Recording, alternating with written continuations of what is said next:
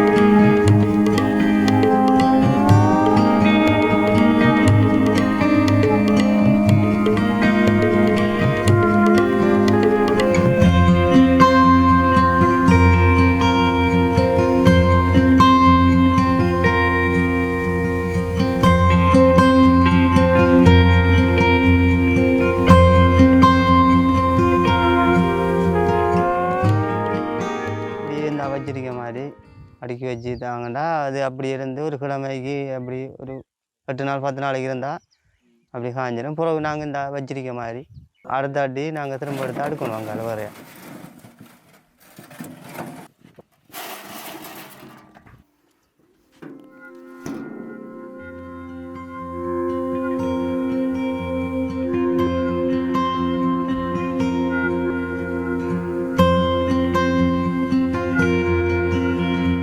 நிறைய கல்வாடி இங்கே இருந்தது. காரணமாக 400 வாடிக்கு மேலே இங்கே கல்வாடி நடந்தது. இப்போ அங்கே ஒரு 3 வாடி இருக்கு, இங்கே ஒரு வாடி 4 வாடி இருக்கு இந்த வெட்டைக்குள்ளே. இதுதான் கல்வாடி. இது இப்போ கடும் கஷ்டத்தில் கல்வாடி. இது கல்லாக இருக்கிறது இனி வருங்காலம் கல் அறுக்கலாது. ஆனால் நம்மளோட வீடு கட்டுறேன்னு சொன்னால் செங்கல்லால் கட்டினா தான் அது உறுதி. மற்றபடி விளக்கல் காரணமாக ஒரு 10 வருஷத்துக்கு இருக்கும். 10 வருஷத்தெல்லாம் களைப்பிடிச்சு.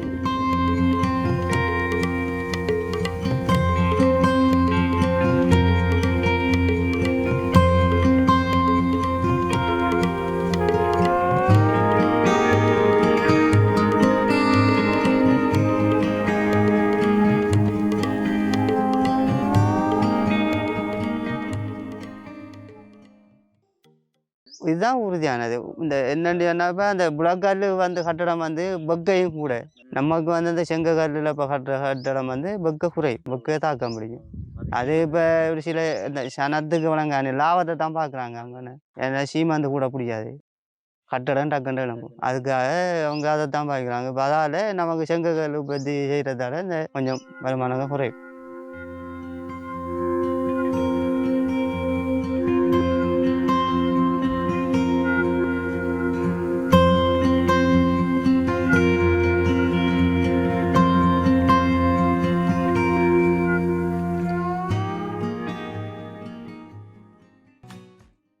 நான் இந்த கல்லுவாடி சாதாரணமாக 92 தொடங்கினேன். 92 தொடங்கக்கூட மகன் அந்நேரத்தில் வந்து கல் 60 போனது வந்து 450 ரூபா தான்.